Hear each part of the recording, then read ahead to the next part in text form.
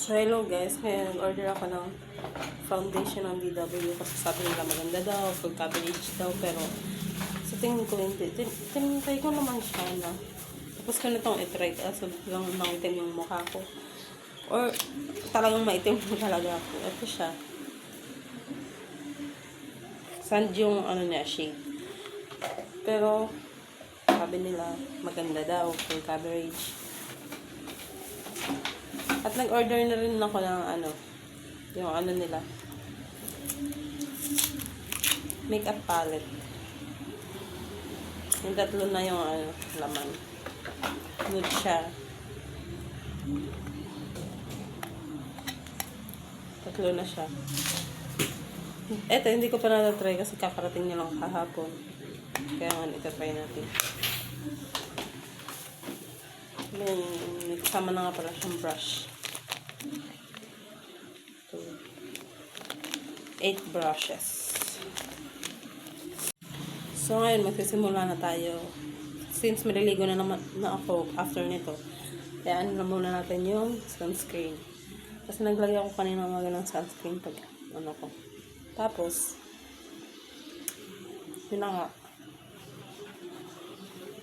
Para sabihin nila, dapat nag-skin prep ka, dapat gano'n para hindi cakey. Let's see. Pag yun ang pansinin yung liig ko, maitim talaga yun kasi buntis ako Kaya dito lang tayo mag-focus sa face.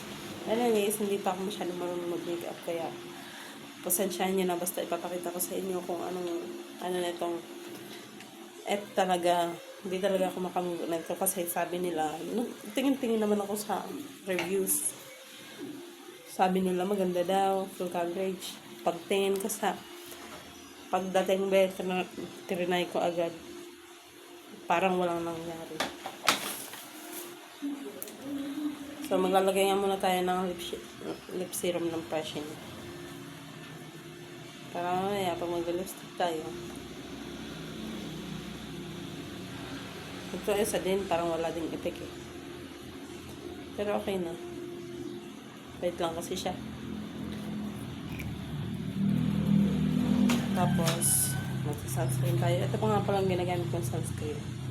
SPF 50++.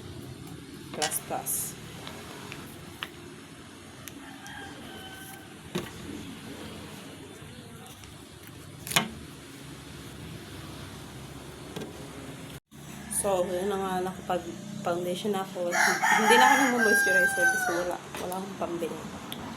Dito naman tayo sa foundation. Tignan niyo yung sinasabi ko, baka sinasabi niyo, sinisiraan ko lang yung product. Tingnan niyo kasi. Ganyan. Kahit gano'ng karano ang ilagay mo, ganun pa rin.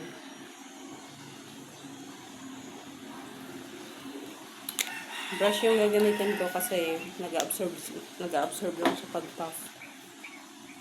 Sige, blend natin ito. Blend lang natin ito.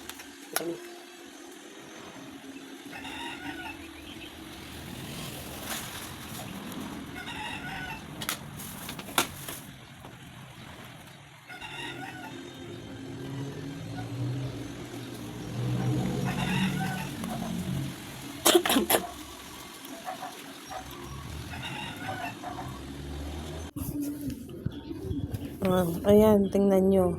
Tingnan nyo, parang walang nagbago. Hindi man lang nag-light yung mukha ko, tsaka hindi man lang natabunan yung mga, ko, pekas-pekas sa face. Sabi nila full coverage. Hindi ko alam kung lalagyan ko ba ng face powder after ng liquid foundation. Ginagawa ko, lalagyan ko na lang siya ng powder. Face powder. So yun, after nun, ito na ang utsura ko. Tingnan mo naman.